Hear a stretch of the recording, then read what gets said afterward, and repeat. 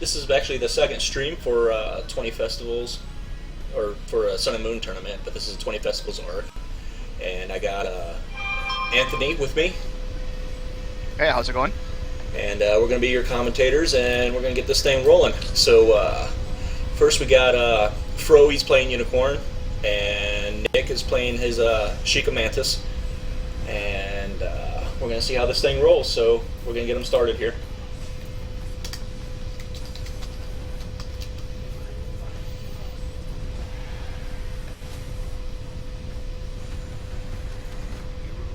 Decent enough first flip for the Unicorn. You got your 5 gold that you're looking for, even out of the 4 gold Ooh, start of the 6 box. gold. He even got better, he got 6. Based on what I remember about the deck list, I don't think we're looking at worrying about honor requirements too much on Frozen, so should be okay. Fro doesn't get courtesy though, so Yeah. So he won't get the second, what's it called?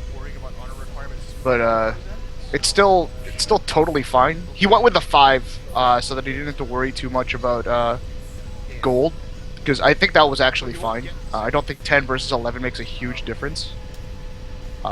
Nick is going to be digging for something along the lines of that, which he got. Like, his 4 gold is not that big a deal. If he flips another 2 gold off of the Famous Bazaar, he should be in pretty good shape. I think the real kicker here is that they both have 6 province strength, which means it's not a huge advantage for Unicorn. yeah.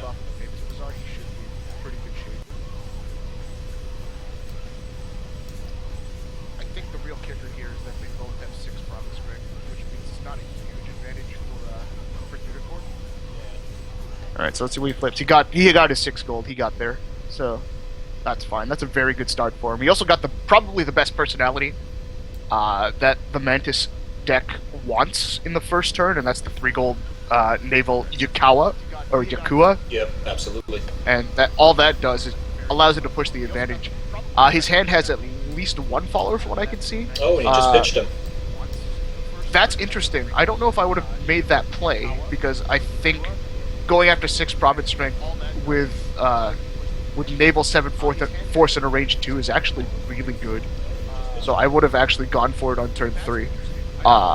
And just like we remember from Fro's deck list, honor requirements are not going to matter. He's playing something very similar to the corrupt deck that John Seals won with down in Phoenix. So you're looking at like Moto Daigoro, a bunch of guys with 0 honor requirement, just a bunch of big force. Yeah.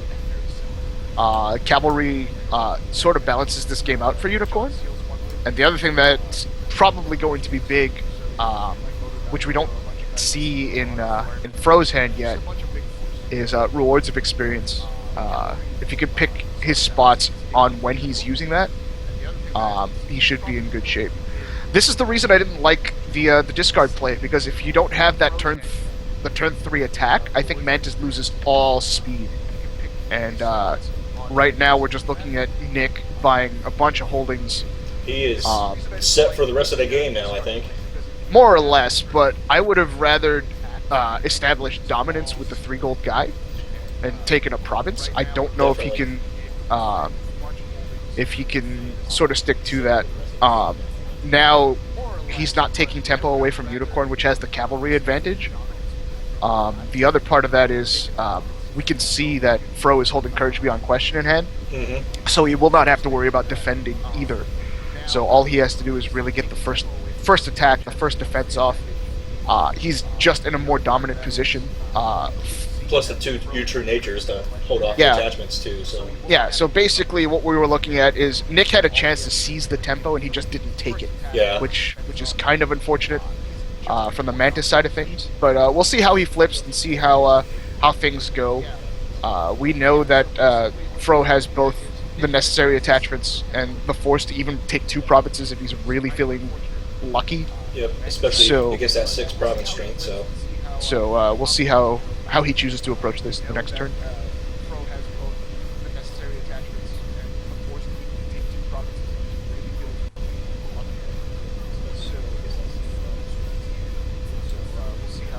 Pretty straightforward turn for Nick. He's flooded himself with the gold.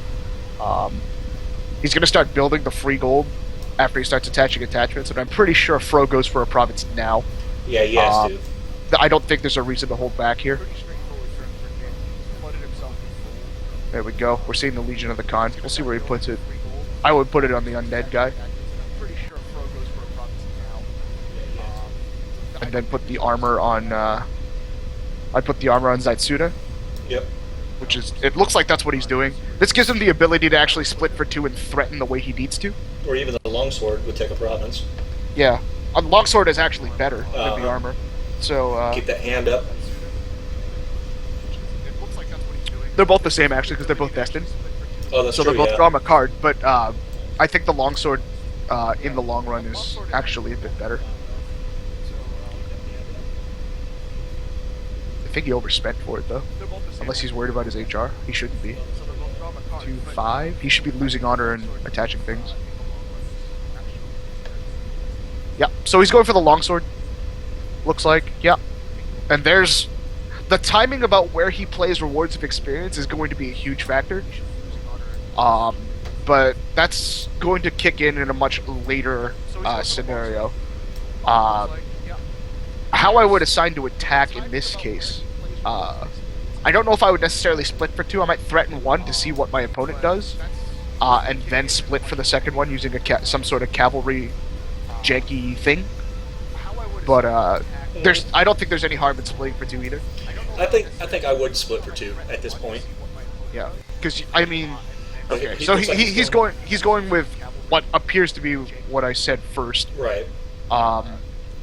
He has no reason to worry about again being on the defense. He's holding his Rewards of Experience. There's no naval threat that's a threat to any of his bodies on board anyways. Yeah, and looking at next hand, it doesn't look worthwhile for him to defend it. No, it really doesn't. Again, being on the defense, he's holding his Rewards of Experience. There's no naval threat that's a threat to any of his bodies on board anyway. So, no, it really doesn't. The sun just disappeared on your screen too? No. Okay. Disappeared on mine. I was like, what is going on?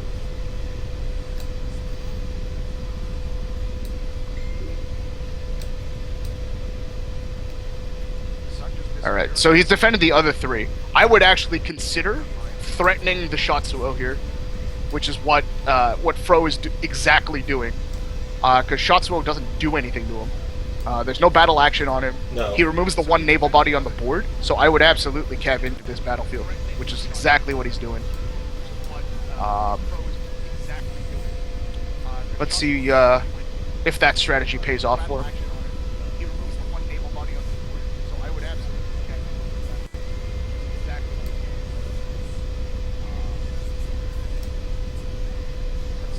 So he's going to stop him with Earth, maybe? Well, no, he used ideological differences to send himself home, it looks like. Yeah, but it looks like he wanted to play Earth to stop the movement for a second there. Oh. Okay, that's interesting. He wanted to get himself out of shot and fear range, which I get. He was already at 5 force though, right? Or no? He's got that 2 up there for. One of them's invest. Okay. Oh, okay. So he's not out of fear range. He can still fear 4. So Fro is just double checking the force bonuses. I count him at 4. So. Shatsu is only at 4 force, Yeah. so. Yeah. So fear 4 should be plenty. He put the little 2 counter on there to show the show goal the cost. invest. Yeah. So I think fear 4 just happens. I don't know. What? Overwhelming offense can save his province. You might be banking on it, but then there's going to be a really clutch courage beyond question here. Yeah, but why throw down? Why throw down contentious? Though? I guess just to prevent getting shot in the face. Yeah. And now he still has the courage beyond question. He can pay gold to conquer if he absolutely wanted to. Yeah. But at this point, it doesn't look like Nick has anything. He could save Shatsuo, maybe, with the ideological differences. Yes, but again, Fro has Earth in his hand too, so. Yeah.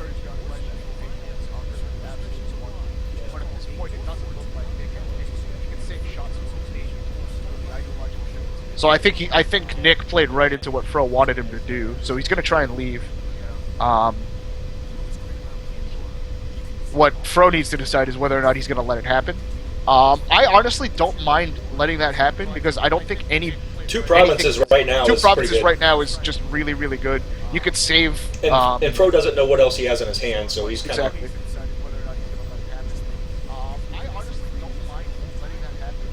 So let's see if he decides to burn the Courage Beyond Question that's already in his discard pile now to have a suitable defense. He still has. No, he chose not to. He still has 11 gold to play with, so that's still at least Shibakoto and the stables, Well, which is still totally he's fine. only got 10. 11. 5. He could have lost 2 honor for 3, and then another 3. Oh no, he's only got 2. He doesn't have courtesy. Right. Yeah.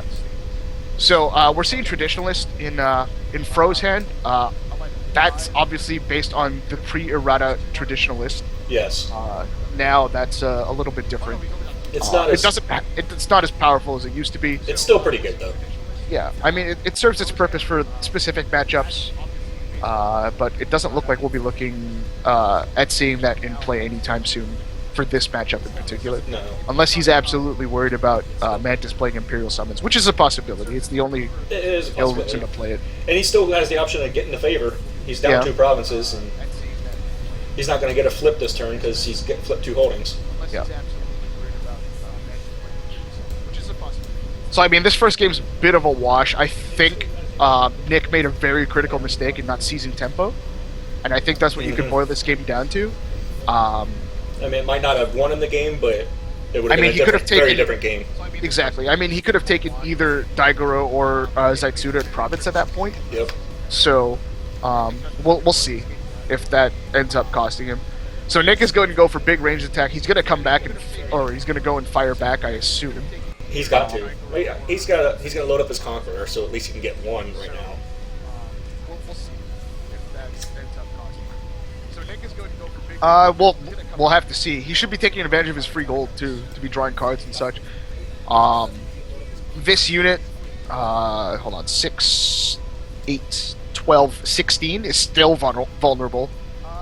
He could put a follower on Zatsuda, or defend with Daigoro. Or if he throws the armor on Daigoro, this unit is still vulnerable to rewards of experience. Yes. So it's one of those things where, again, the timing of it is everything. It doesn't look like Nick has anything that really comes back from a rewards of experience currently. You're looking at a battle action that's like a versatile army would be really good. Something that bows unconditionally, or something that hits through attachments that he'd have to find to bow a target samurai with rewards going on.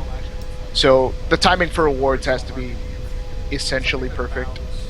It looks like Nick is going to swing for 2 to try and take 2 back and try and defend with just his Conqueror and the cards in hand. I don't know how I feel about that, but that might be his only option at this point. Because he has enough force. Oh no, he doesn't have enough force.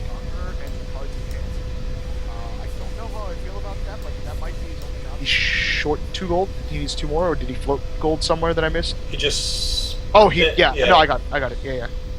All right, so he blew up the Legion of the Con. That's actually a big deal. Yes. I think Fro can still respond by putting the Naginata on Daigoro.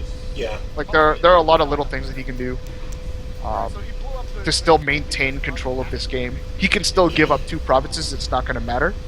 I really think that in order for Nick to have any kind of chance now, he has to try and take 2.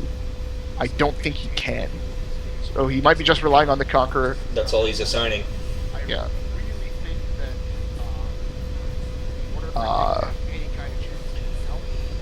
I don't see a reason for Fro to defend, which is correct.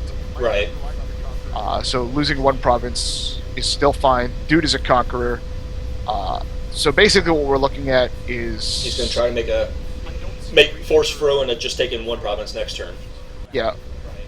And this is where the cavalry advantage comes in too, right? Like, he can assign them both at a province. If he mass blocks in front of him, he could split and sort of backtrack if he has to. Right. I don't see why Fro would defend here, or why Nick would defend here. I think he has to make a last stand at some point. So we are looking at attaching the Naginata to make sure Rewards of Experience is still live. One of these two guys is also going to get the Iron Eyes armor, and the most important part about this is that he's going to get to draw cards as well. So he should continue to push his advantage, which is exactly what he's doing. I would have put that on the other guy. On a naked chick. No, I would have put it on Daigoro, because this is the guy that can get, or Zaitsuda can get sent home with ideological differences. We know he has it. Oh, that's true.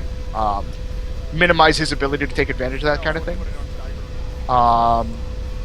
The dirty tricks in in Fro's hand is hilarious, by the way.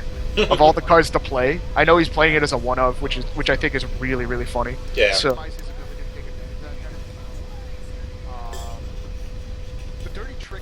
So the other thing that's really interesting that we get to play around with, that I actually forgot about with regards to Traditionalist, that it's a courage card.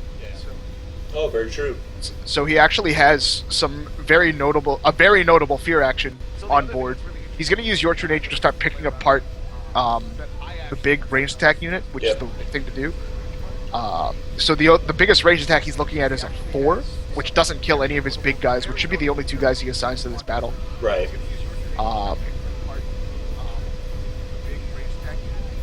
I don't think he has a reason to risk Shimikoto here. Both of these guys can take provinces. The other thing that he's probably going to do...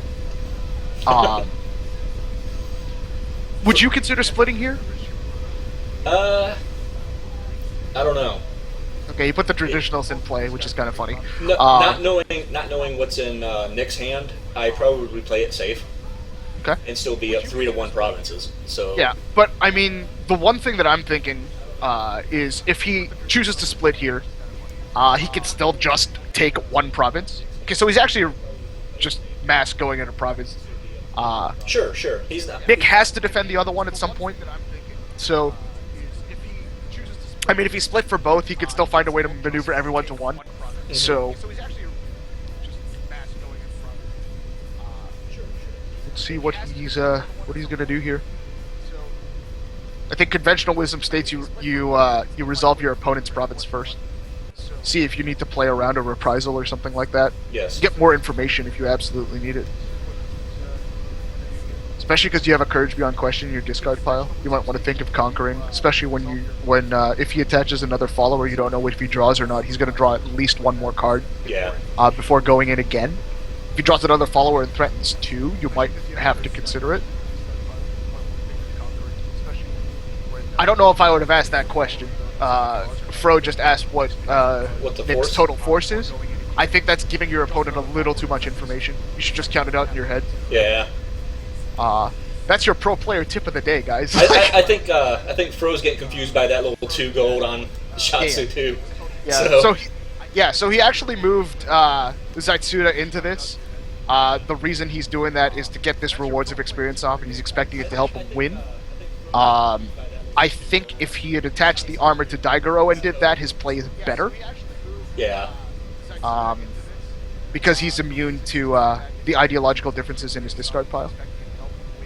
Because now he's going to be forced into playing his Ring of Earth right now, and then he's still vulnerable to ideological.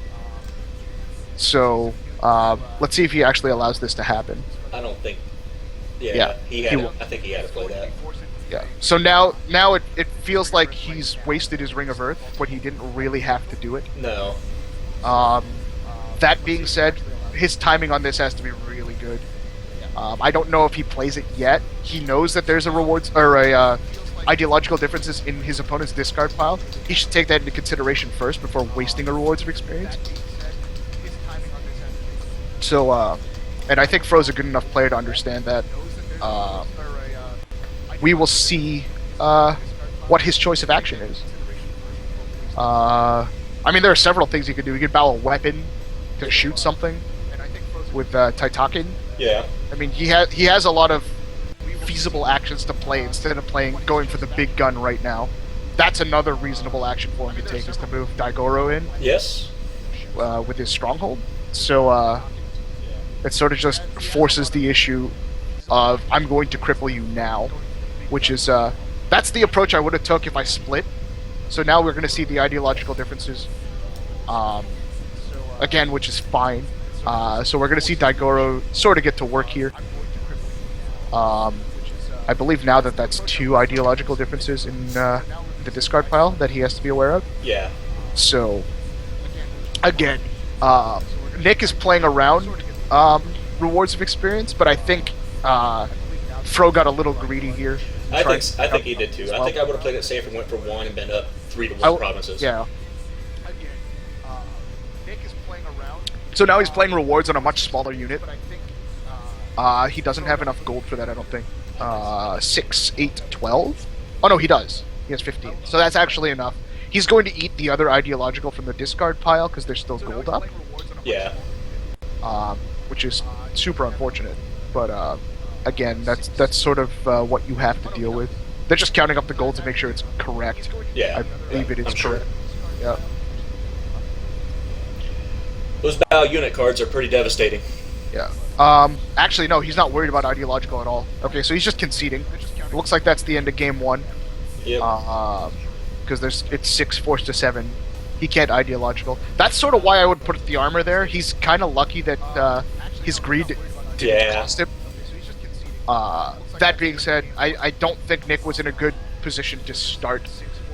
I think removing that 3 gold, 3 force naval guy from your provinces before turn was a giant mistake. I'm pretty sure I would have left him there, especially since he got all gold the next turn. So. He also had enough followers to take a province, and I think that was the part that he missed. Yeah. He had a very random little naval range too. Let's see how game 2 goes and see if that changes anything. Alright guys, we're on game 2 now.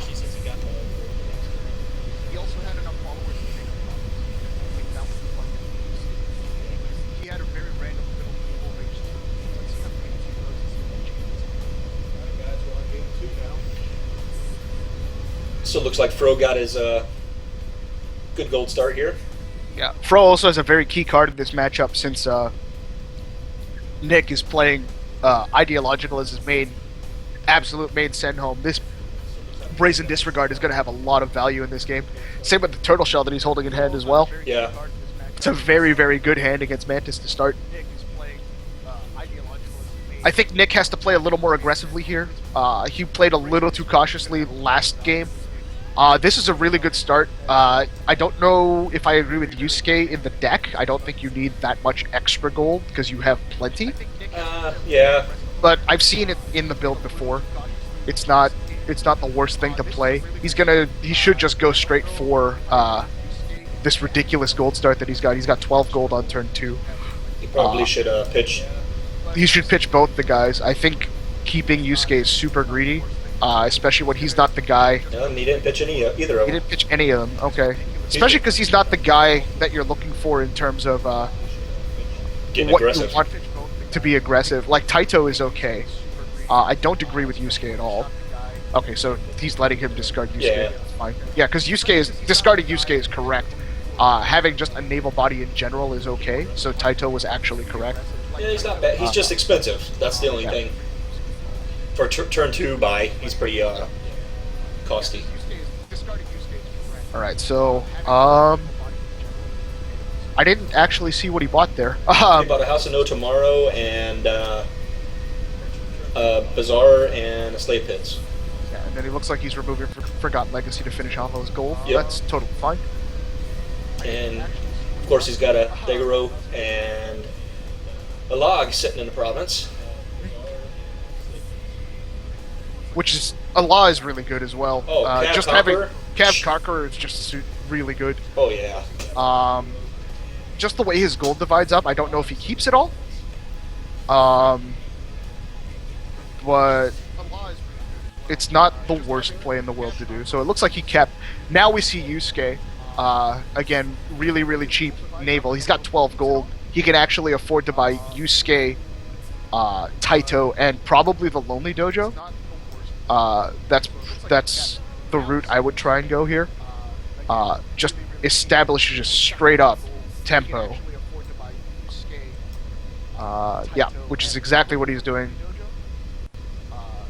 The potential for more gold was there with Lonely Dojo. So I like that Nick made that change, Yeah. because that is 100% correct play. But he's... Oh, there he goes. Yeah, He keeps on doing this in the wrong order. yeah. But he's figuring it out, which is good. Yeah. The double Sanzagusai, he has a big ranged attack, and he can split this up. In terms of what Fro is going to do, he absolutely has to buy a personality, but I don't think he absolutely has to defend. And I think that's what puts him in a very good spot. He should just buy the holdings. Interesting. I would have bought the 2 holdings. Well, he doesn't have enough attachments in hand to justify outposts, so... But each of his attachments draw cards, so I would have gambled on that, actually. But, not the worst gamble to take. I think, showing Nick that, look, I'm not going to be pushed around by your naval bullshit, might work out. We'll see. I don't think Nick should be intimidated by this. I think he should just start attaching followers and going, maximizing the amount of pressure that he can put on. Right, try to get that tempo out early. Yeah. Because his goal here is to steal tempo from a unicorn deck, who's going to match tempo with cavalry. So we'll see how this goes.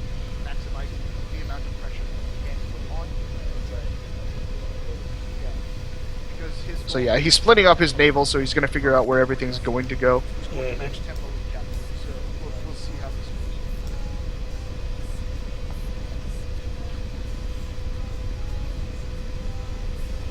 So he keeps...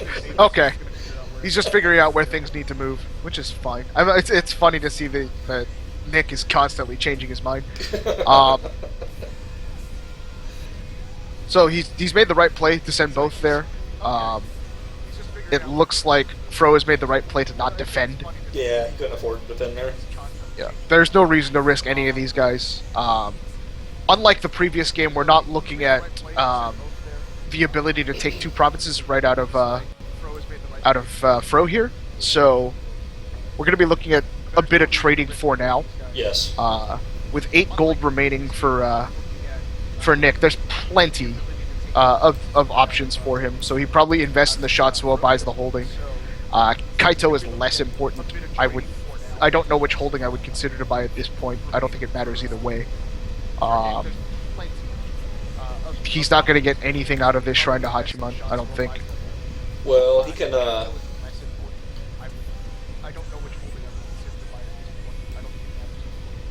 I think that was the right call. I think he's looking yeah. for naval guys. Just to absolutely clear. Yep. I think he's in decent shape. So the question is, do you load up the Conqueror and swing? I think that was the right call. That's a possibility. As long as there's no possibility of 2 provinces, I don't think it matters either way. If you're Nick, if you're Fro,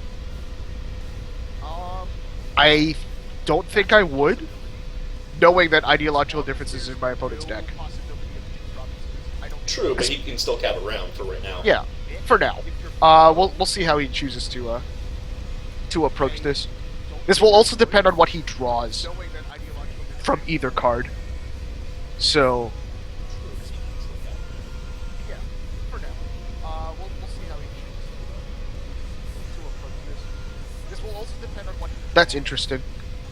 From either card. So I think he is going to load up. I don't see a reason not to load up at this point. Yeah, and I mean, it still gives him... And he just drew another option, which is really good. That's interesting. I don't think you gamble here and attach the longsword to the undead guy. No, I think you wait. I think you buy people right now. Yeah. So I think he just goes for a province, takes it, buys people. Yep. I don't think you gamble here and attach the longsword to the undead guy. His gold sort of works out that way. 5, 7, 9, 12. So I think he just goes for a province. So you can buy one of these guys. I would absolutely buy Allah in this case. Zushin not being a samurai is kind of important. So That is true.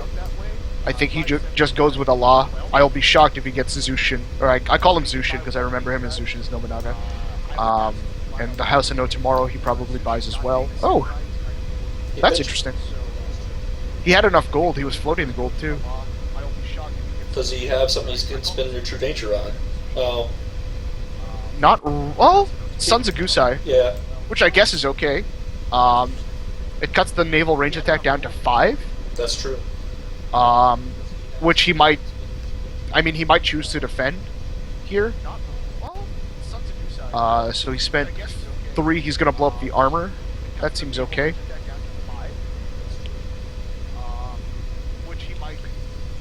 Now Nick has already seen rewards of experience from the first matchup, so he's probably looking at ways to play around it. The 13 gold guy is still going to Yep. get through rewards for his entire team. So Nick has to figure out, or he has to basically, when he's choosing to attack this turn, it's like, okay, my opponent has 7 cards in hand. What are the chances that he's holding one of 3 rewards of experience? And can I get him to blow it early with the hand that I have? The extra followers are going to come in just so that he can potentially split for provinces. This is also his card draw engine, so there's going to be a lot of things happening in the next little bit. Did he use his stronghold to draw? Is that what he did? I missed it. I was looking at the chat over here. Sorry. Yeah, no worries. I was just wondering if he actually did, because he bowed his stronghold to pay for the followers. So I'm assuming that means this first 3 gold. Oh, with the draw? I think there was a mistake there on Nick's side. I think he should have drawn the stronghold first and spent the 4 gold elsewhere, like the 2 famous bazaars covers the 4 gold for the Jin. Yeah. I think he's missing an opportunity to draw a card. I don't know how much gold he has free to do stuff with, so that might be another part of it. He also spent 3 gold on destroying something that cost 1, so he's floated 2, which is still fine.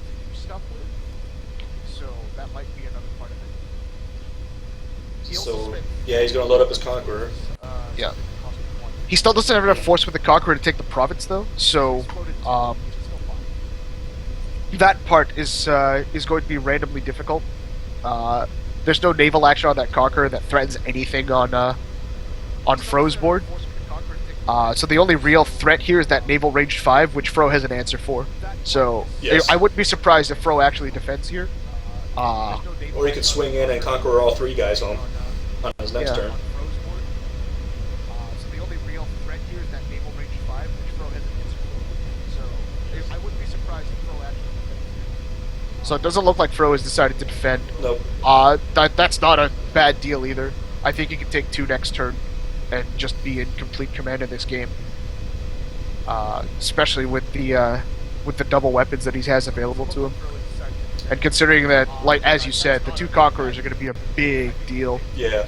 So he's saving this really powerful defense for his last turn, which I think is really, really good.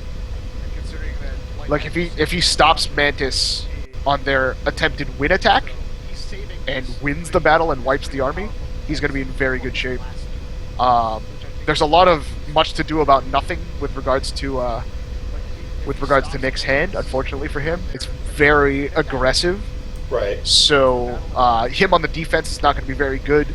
We're going to be looking at probably a swing for 2 here. I think strategically that's the right way to go. I agree. He's looking at how he can spend his gold. I probably would have attached the other one first.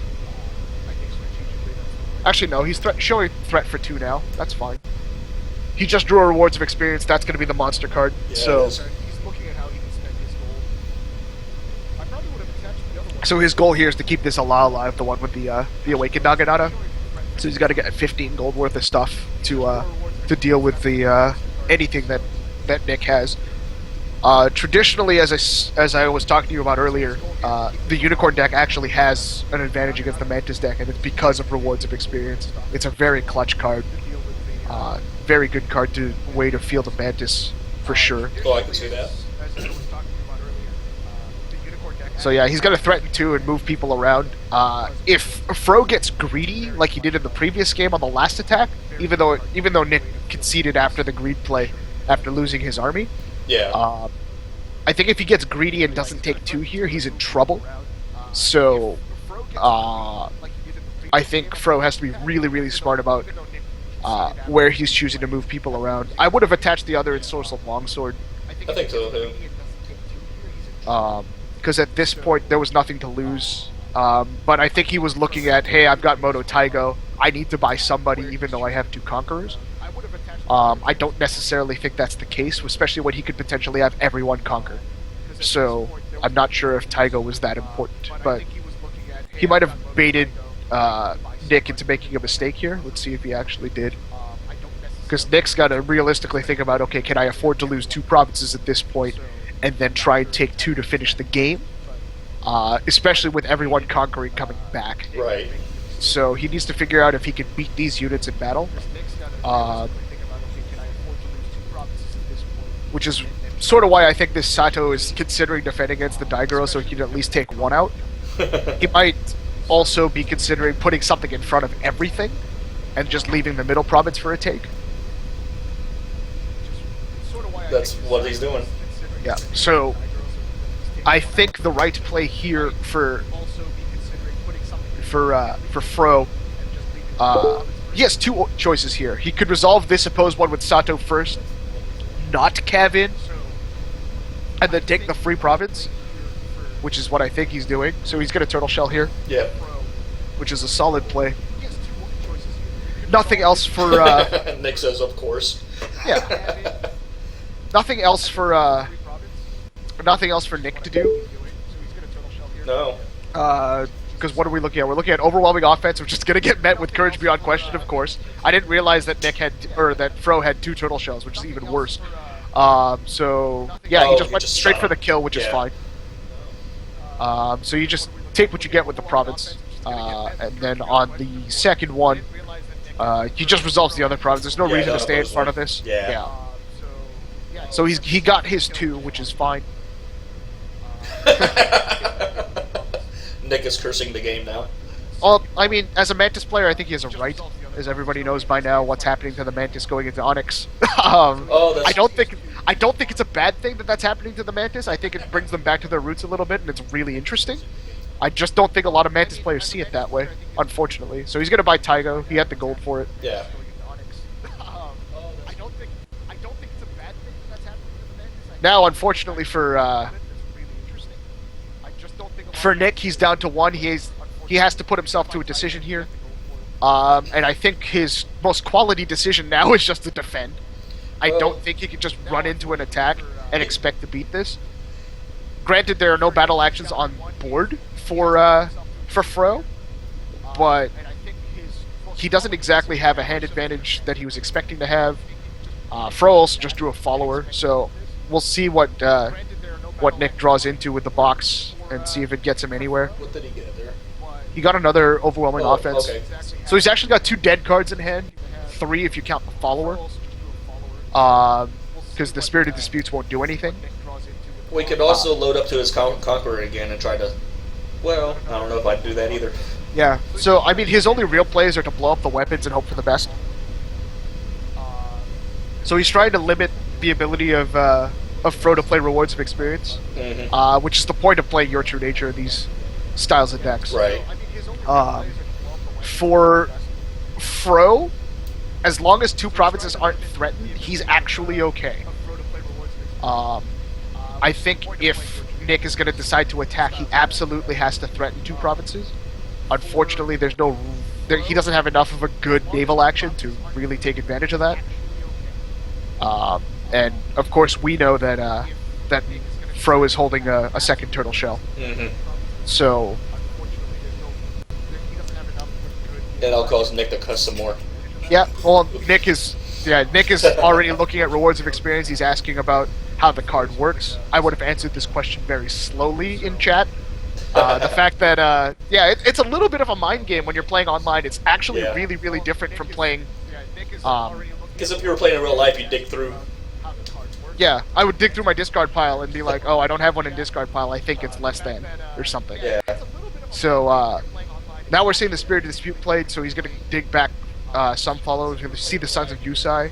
I think he just got one back. He only paid 2 gold for it, it looks like. So he got a Sons of Yusai back. He's trying to get this...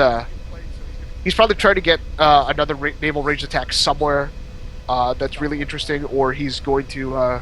yeah. So he's looking for a bigger naval range attack. He wants to hit 7 so he can shoot the 6 guy. Now he can threaten and learn whether or not Fro actually has anything. Taigo being 12 gold on his own is really, really bad for Nick. Right. Because Taigo alone can play Rewards of Experience. So, and that's on every single unit that he's got, with the exception of the Shatsuo unit. So Nick did exactly what we thought he was going to do. He's going to rely on defending at this point, hopefully to find some decent cards. He didn't. He has a lot of dead weight in his hand. The Incapacitated doesn't do anything for him. He only has 2 real battle actions, because Fro isn't going to send anybody home. This turn, I believe, is the game. I think you just swing in here. Yeah, you just swing. He's going to draw another card off of this Ensorcelled Longsword. He has no reason not to attach it at this point. Right.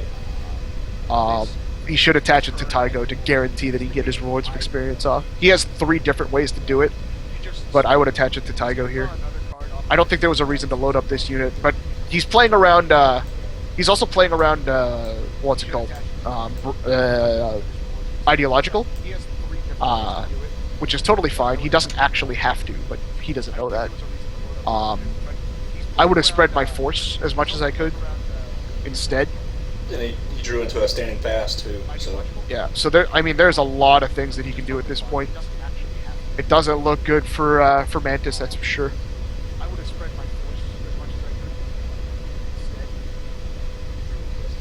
and it looks like Fro's gonna go in.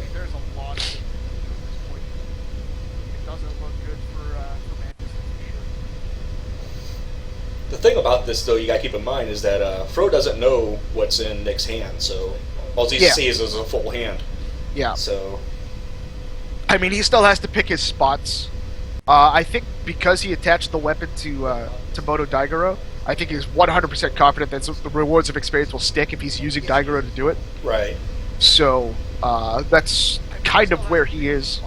We'll see how Nick chooses to go through this. Here comes the Turtle Shell to stop a range 7. Yes. And Nick's gonna be like, good game, watch. Nick's going to concede probably after this. Because now Daigoro's... Yep, he did. Yeah, because Daigoro is going to rewards the other guy and the game is over. Nick's going to concede probably after this. Because now Daigoro's... Yep, he did. Yeah, because Daigoro is going to reward the other guy and the game is over.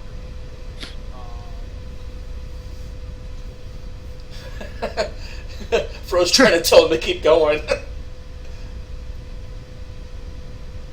Oh no, that's actually... Nick is saying keep going. I mean, Rewards of Experience comes down next. Standing Fast will finish the game. Like, there are so many little things that he can do at this point. He's using it on this unit. Does he cover? 8, 16, 21? He does cover. That's 7. Wow, he actually covers. Does he? 6, 10, 14.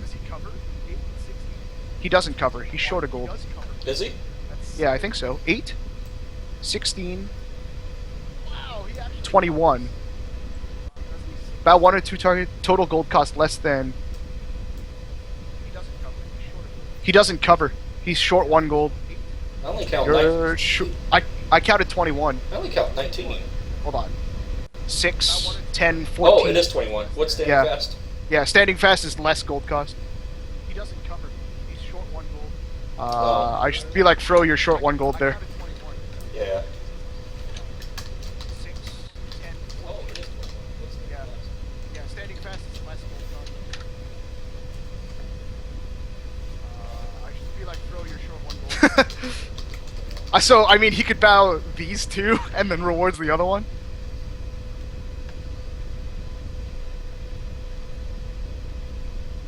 So his standing fast should cover the big unit and the little guy, and then he could rewards the other guy, and that's it. Still ends up being the same. Yeah.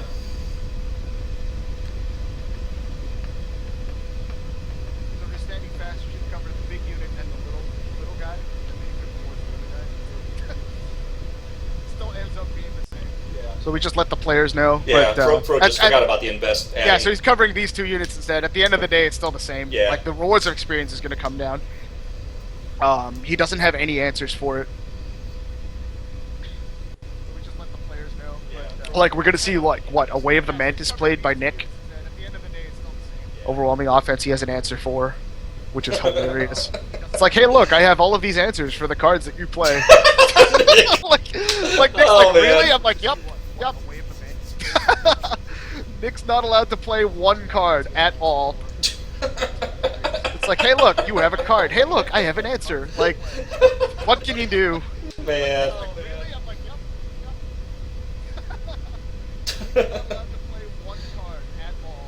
Interrupts are worse than reaction. Well, they are. So now we're gonna see a range 2 on this follower. He's like, what's the point? Sure, I guess, and then he's gonna range 3. Here's another overwhelming offense that doesn't mean anything. Range 3 on this guy. Show him a third one. There's no third one. -5 goes through. Sure, I guess, and then he's gonna range 3. Here's another overwhelming offense that doesn't mean anything. Range 3 on this guy. Show him a third so the range 3 from the Legion of the Khan should be the last action, the last merciless beatdown of an action. Yep. And then now Nick can show his super dead hand. Now Nick can show his super dead hand. Because now we're going to see rewards of experience sit this guy down. And hell, versatile army to sit down the Sasada, because he can. Yeah, here comes the dead hand. Yeah. He could save one of his guys. He can't because of Brazen Disregard. Oh, yeah. There are so many answers, it's so disgusting. Oh my god. That Right. was, the Mantis Massacre was real, boys. Like, good So it looked gracious. like Nick had a good reason why he was scared of this matchup. Oh, yeah. Well, I mean, realistically, when I was going through both deck lists, I was looking at it and I'm like, wow, Nick can run into a giant brick wall and not do anything. Unicorn and Crab, the way they play their military decks against Mantis is, I have all this force, how much can you do with regards to your range attacks, how much are you willing to invest, and how much are you willing to lose to a turtle shell? Because those two clans in particular, with the amount of gold and the amount of force that they have built in on their guys, because we're looking at Allah, who's 4 force, Taigo, who's 4 force, Daigoro, that's 4 force, very randomly hard to deal with. So, Mantis has to invest a lot and potentially get nothing out of it. And that's sort of what we're looking at. This is a bad matchup.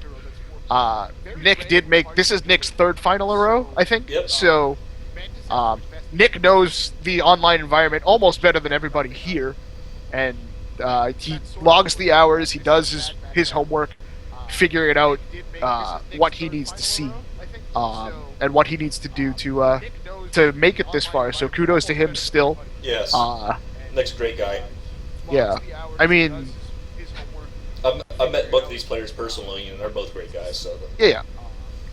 I mean, there's something to say about making 3 finals in a row in this online environment. So there's something that Nick's figured out for sure. I think this shows Mantis isn't exactly dead in the water, but a lot of people are thinking that it is. I think a lot of people are just migrating away temporarily. Expect Mantis to make a huge comeback at Gen Con at some point. That's a prediction that you heard here first. I'm pretty sure that Mantis will find some form or method or some deck to get back into the field, especially because without Mantis in the field, Phoenix Honor goes crazy. Oh, yeah. So, Yeah. I don't think, sorry Phoenix players, but I don't think anybody wants to see that. So, we will see how that goes in the future. Yep. I was honestly expecting to be casting with you for a little longer there, Sparks. That took less than an hour. I know. I was like, wow. For a best of Wasn't 3 match. For a best of 3 match, I wasn't expecting that. A best of 3 online match, so it was supposed to take longer. They were supposed to chat and have some fun, you know. Oh yeah. But yeah. It's all right though. Great games, guys. Yeah, well done Thanks for. to all parties involved. Yeah. Looking forward to the next one, Sparks, when you get that one set up and good to go. All right, we'll do it. Yeah, maybe I'll play in the next one. I haven't decided yet. But I'm actually okay with just casting games with you guys. Like, we can just, like, pick, hey, a round 1 game, do you want to cast it? That kind of thing. We can do that, too. Oh yeah, that'd be kind of cool. Pick me anytime. Doesn't really matter. All right. And I want to say thanks to everybody tuned in to watch, and we'll see you at the next one.